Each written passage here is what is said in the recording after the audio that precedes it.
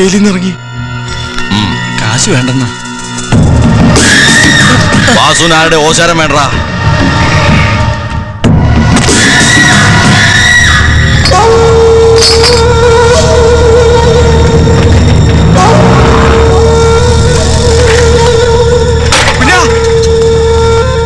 നീ കടപൂട്ടി എങ്ങോട്ടെങ്കിലും മാറിക്കൂ.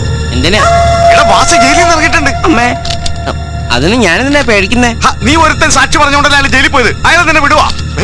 ചേടാ, കണ്ട കാര്യം മനുഷ്യന് കോടതി പറയാൻ പാടില്ലേ? പട്ടാ പോലെ ഒരു പെണ്ണിനെ പുഴക്കരയിട്ട് നശിപ്പിക്കുന്ന കണ്ടാ കണ്ടില്ലെന്ന് പറയാൻ എന്നെ പോലെ ചങ്കുറ്റുള്ള ആണുങ്ങൾക്ക് പറ്റുമോ? എടാ അവന്റെ സ്വഭാവം നിനക്കറിയില്ല. ഈ ഗ്രാമം മുഴുവൻ അവന്റെ പേര് കേട്ട പേടിച്ച് വിറക്കും. കാണാൻ കൊള്ളാവുന്ന പെമ്പിള്ളേരൊക്കെ അവന് പ്രാന്താ. ആ പ്രാന്തക്കാരന്റെ അമ്മയുടെ പെണ്ണെടുത്ത് മതി. ഇവിടെ കാണാൻ കൊള്ളാവുന്ന പെമ്പിള്ളേർക്ക് ജീവിക്കണ്ടേ? അവനെങ്ങാനും ഇതിന്റെ പേരിൽ കണസാവസ്ഥ പറഞ്ഞ എന്റെ അടുത്ത് ഒന്നല്ല ചവിട്ടുകുട്ടിയെ പൊളയിലേക്ക് വലിച്ചെറിയുന്നല്ലേ. കർത്താവ് എന്ത് പറഞ്ഞ ഇവനെ മനസ്സിലാക്കുക. എടാ നീ ഒന്ന് ബൂത്ത് പൊട്ടി പോട കുഞ്ഞ, വെറുതെ ചാകാൻ നിൽക്കണ്ട. ഓ എന്റെ തോമേട്ടാ, നിങ്ങൾ ഇങ്ങനെ പേടിച്ചാൽ എങ്ങനെയാ? ഒന്നുമില്ലെങ്കിൽ നമ്മളൊക്കെ നെഞ്ചും പിരിച്ചെടുക്കുന്ന ആണുങ്ങളല്ലേ. ഒന്നുകൂടെ മാറിക്കേ, കട പൊട്ടിക്കോട്ടെ. പൊട്ടിക്കോ. ഞാൻ പോയി ഫോൺ ബില്ല് അടച്ചിട്ട് വരാം. ആ വാസു അന്വേഷിച്ച് എന്നെ കണ്ടില്ല എന്ന് പറഞ്ഞാൽ മതി. ഞാനായിട്ട് എന്തിനാ ഇവിടെ ഒരു ചോരപ്പുഴ ഒഴുക്കണേ? നീ വേഗം പോയിക്കോ. അല്ലെങ്കിൽ വേണ്ട, ഒരാഴ്ചത്തേക്ക് ആയിക്കോട്ടെ. ഞാനേ പഴനിക്ക് പോയിട്ട് വരുന്ന വഴി വേളാങ്കണ്ണി പോയി ഒരാഴ്ചത്തെ പാട്ടുകുർബാനിൽ പങ്കെടുത്തത് വരുള്ളൂ എന്നോട് പറഞ്ഞേക്ക്. പിന്നെ ഞാൻ വരുന്ന വഴിക്ക് അവനോട് എന്റെ കണ്ണിപ്പെടാതെ നടന്നോളാൻ പറ. അവനെ കണ്ടു കഴിഞ്ഞാൽ പിന്നെ എനിക്ക് നിയന്ത്രിക്കാൻ പറ്റുന്നില്ല. അടിച്ചു ഞാൻ കട പൊട്ടുന്നില്ലേ എന്നാ അവിടെ?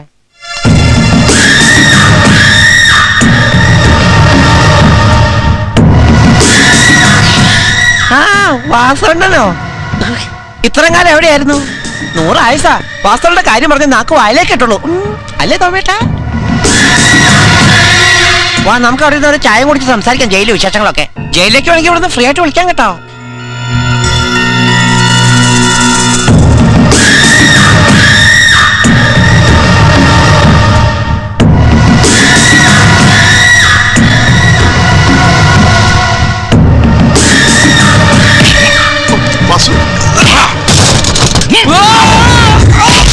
വേണ്ട വാസു, പാവമാണ്.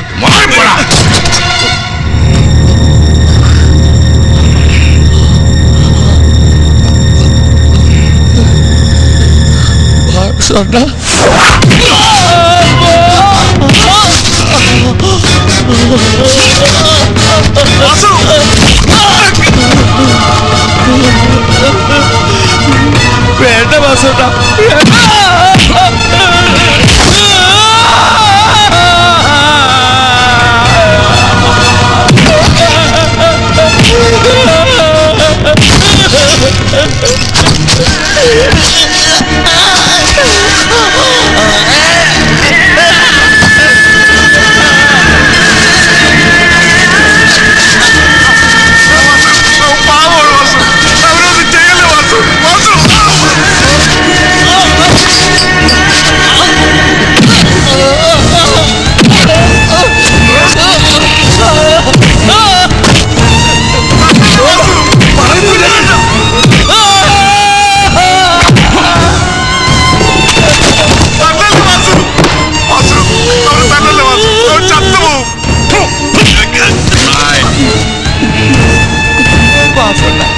തല്ലല്ലേ വാസുവേണ്ട.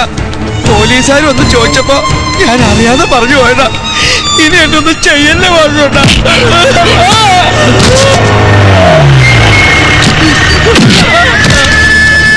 എന്താടോ പോയി നോക്ക്.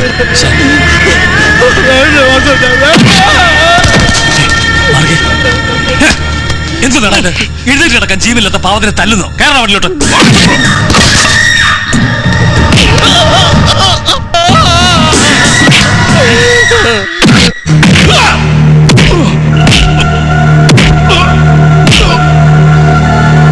നീ പോലീസുകാരന്റെ ദേഹത്ത് കൈവയ്ക്കുമല്ലേ?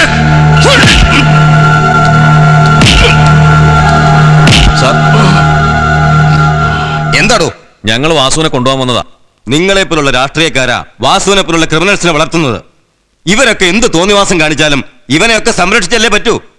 പാർട്ടിക്ക് വേണ്ടി തല്ലാനും കൊല്ലാനും ബോംബെറിയാനും പോകുന്നതിന്റെ കടപ്പാട് അല്ലേ? സാർ എന്തിനാ വെറുതെ എഴുതാപ്പുറം വായിക്കുന്നേ?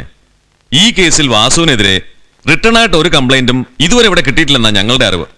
മാത്രമല്ല, വാസു ഉപദ്രവിച്ചു എന്ന് പറയുന്ന വികലാംഗൻ തനിക്ക് പരാതിയില്ലെന്ന് എഴുതി തന്നിട്ടുണ്ട്. അതങ്ങോട്ട് കൊടുക്കു വക്കീലേ.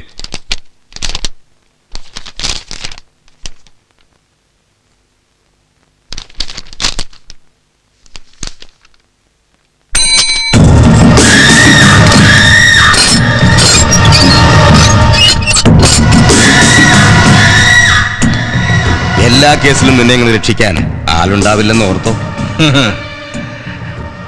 വാസു കേസുണ്ടാക്കാറുണ്ട്, പോലീസ് പിടിച്ചിട്ടുമുണ്ട്. പക്ഷെ തല്ലുകൊള്ളുന്നത് ആദ്യമാ. പോട്ടെ സാറേ.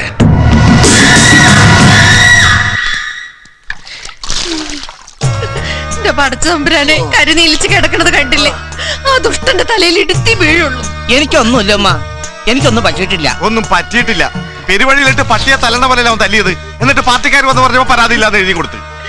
പരാതി കൊടുത്ത അയാൾ അകത്ത് പോയാ പിന്നെ ഇറങ്ങുമ്പോ അതിന് വേറെ ഇടി കിട്ടും. കിട്ടാനുള്ളതോ കിട്ടി. ഇനി അടുത്തതും കൂടി നമ്മൾ ചോദിച്ചു വാങ്ങണോ തോമേട്ടാ? എന്തോമ്മ?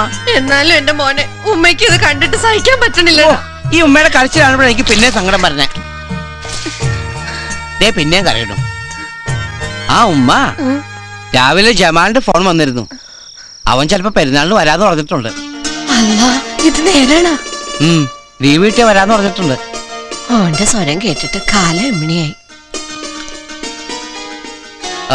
എന്തായാലും അവന് പെരുന്നാളിന് വരൂല്ലോ. വെള്ളത്തിന്റെ ചൂടാറി, നമ്മൾ പോയി ചൂടാക്കിട്ട് വരാം.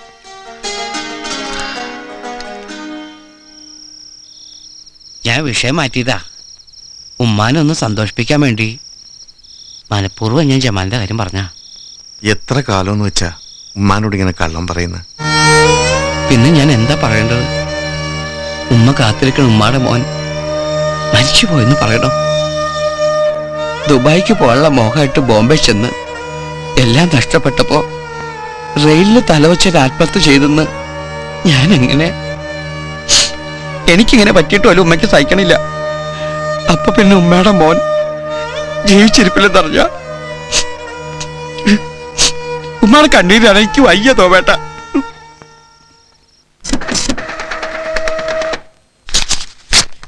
399 മുഴുവൻ ചില്ലറയാണല്ലോ. പിച്ചക്കാരനാണോ? പിച്ചക്കാരന്റെ അപ്പനാടാ. വെറുതെ ദൈവം നിനക്ക് കൂലാന്ന് തേണ്ടി. ഒന്നും വേണ്ടായിരുന്നു, വെറുതെ തെറി കിട്ടും.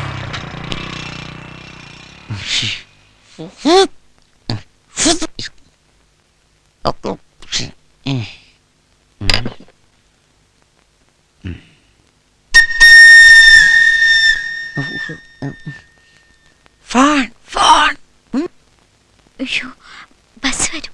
ഇപ്പൊ വേണം. ആരും കാണില്ല. വാ.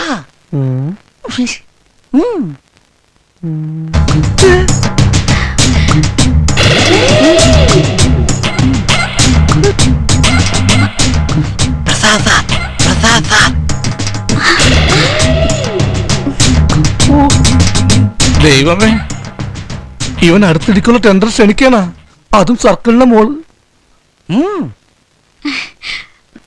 അയ്യോ, ഞാനൊരു കാര്യം മറന്നു. ഞാൻ ഒന്ന് വീട്ടിലേക്ക് ഫോൺ ചെയ്തിട്ട് വരാം. വേഗം വരണം, ബസ് പോരും. എടാ ഭയങ്കര, ഇത്ര പെട്ടെന്ന് വളച്ചോ? ഇപ്പോഴത്തെ പെമ്പിള്ളേർക്ക് വളഞ്ഞിരിക്കുന്നവന്മാരാണ് ഇഷ്ടം. പ്രസാദ് സാറ് രാവിലെ 2 പ്രാവശ്യം വിളിച്ചിരുന്നു. വന്നാലുടനെ ഞാൻ അങ്ങോട്ട് വിളിപ്പിക്കാന്ന് പറഞ്ഞു. വേഗം വിളിച്ചോളൂ. ഓ, അങ്ങോട്ട് വിളിക്കുന്നതിന് മുമ്പ് ഇങ്ങോട്ട് വന്നു. ഹലോ, ഇൻകമിങ് എനിക്കാണോ? അല്ലെ തറവാട്ട് പറഞ്ഞോടുള്ളതാ. ഹലോ, കുഞ്ഞൻ SISTSD ബോത്ത്. ആ, അങ്ങോട്ട് വിളിക്കാൻ തുടങ്ങിയായിരുന്നു. ഇതാ ഇവിടെ ഉണ്ട്, കൊടുക്കാം. ഹലോ, ഞാൻ ലക്ഷ്മിയാ. എത്ര പ്രാവശ്യം വിളിക്കണു? എനിക്ക് നിന്നെ കാണണം, കണ്ടേ പറ്റൂ. കുറച്ചു നാളത്തേക്കെങ്കിലും കാണാതിരിക്കുന്നതാ നല്ലത്. ഇനി നമ്മൾ തമ്മിൽ കണ്ടെന്നറിഞ്ഞ എന്റെ പഠിപ്പ് നിർത്തുന്നു അച്ഛൻ പറഞ്ഞിരിക്കുന്നത്. എനിക്കൊന്നും കേക്കണ്ട. ഞാനിന്ന് നിന്റെ കോളേജിലേക്ക് വരും. പ്രസാദ്, വെറുതെ അബദ്ധമൊന്നും കാണിക്കരുത്. അയ്യോ, ബസ് വന്നു. Hello hello hello. ആ, കോളേജ് ബസ് വന്നുകൊണ്ട് ലക്ഷ്മി കുഞ്ഞ് പോയോ? എനിക്ക് അവിടെ കാണണം, അല്ലെങ്കിൽ എനിക്ക് ഭ്രാന്ത് പിടിക്കും. പ്രസാദ് സാറ് വിഷമിക്കണ്ട. നിങ്ങൾക്ക് തമ്മിൽ കണ്ട് സംസാരിക്കണം, അത്രയല്ലേ ഉള്ളൂ. അതിനുള്ള വഴിയൊക്കെ ഞാൻ പറഞ്ഞുതരാം. ഓ ശരി.